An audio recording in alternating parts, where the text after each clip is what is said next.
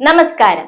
കാട്ടാനയുടെ ആക്രമണത്തിൽ പരിക്കേറ്റ കോട്ടപ്പടി ചേരേങ്ങനാൽ പത്തനാപുത്തമ്പുരയിൽ അവറാച്ചന്റെ ആരോഗ്യനിലയും ഭാവി ജീവിതവും ആശങ്കജനകമെന്ന് അടുപ്പക്കാരും നാട്ടുകാരും.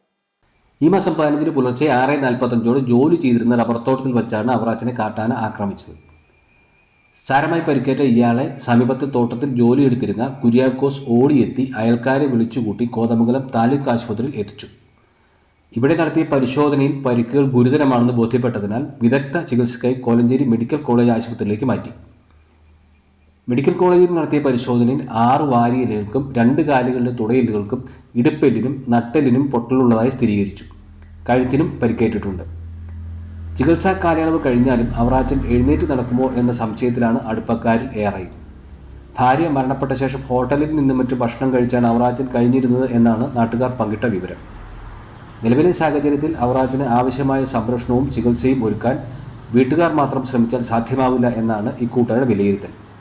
അതിനാൽ അവറാച്ചന്റെ തുടർ ചികിത്സയും സംരക്ഷണവും സർക്കാർ ഇടപെട്ട് ഉറപ്പാക്കണമെന്നുള്ള ആവശ്യവും ഇവർ ഉന്നയിക്കുന്നുണ്ട്. കോലഞ്ചേരി മെഡിക്കൽ കോളേജ് ആശുപത്രിയിലെത്തി ആന്റണി ജോൺ MLA അവറാച്ചനെ സന്ദർശിച്ചു.